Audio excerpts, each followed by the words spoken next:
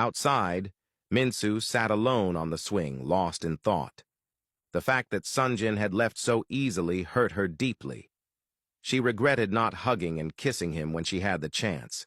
She loved him more than anything. She checked her phone, determined, and called his number, only to realize it was switched off.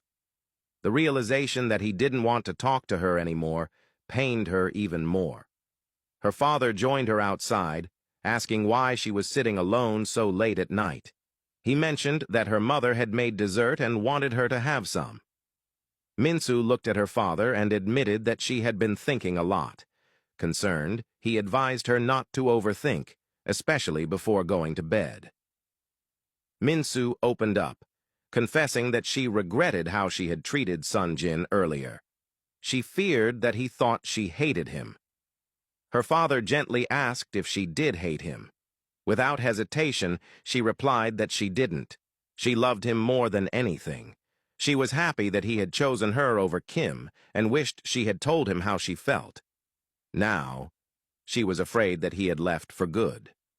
Holding her hand, her father reassured her that Sonjin seemed like a genuine man who truly loved her and regretted not fighting for her earlier. He added that it wouldn't make sense for Sonjin to just disappear, especially after sacrificing everything to see her. Minsu's mood lifted as she asked if her father thought Sonjin was still around. He nodded, saying he believed so.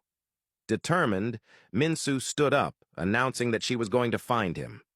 Her father asked if she knew where to look, and she admitted she didn't. But she was willing to search all over town if that's what it took. Smiling, her father handed her a hotel card with Sonjin's room number.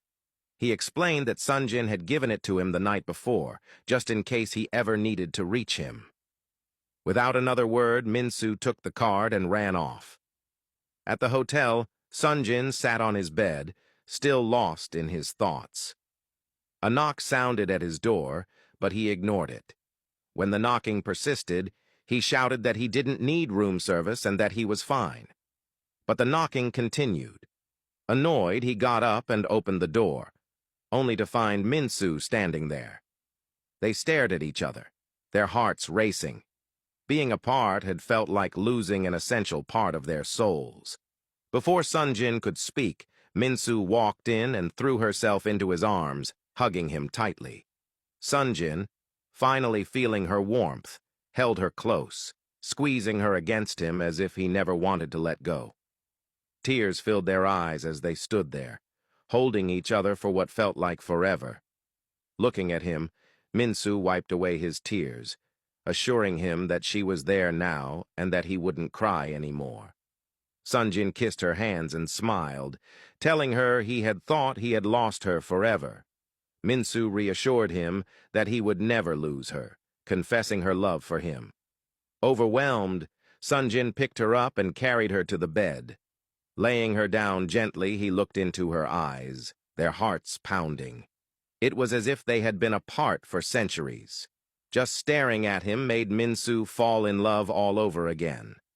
Sonjin, holding her gaze, told her he had missed her laugh, her touch, and her kisses. He promised that she was the only woman he would ever love and marry in this lifetime, and that he wanted to grow old with her. He added that there was no one for him apart from her, and the thought of losing her drove him insane. Minsu, deeply touched, felt her heart melt as Sonjin leaned in, sealing his promise with a passionate kiss.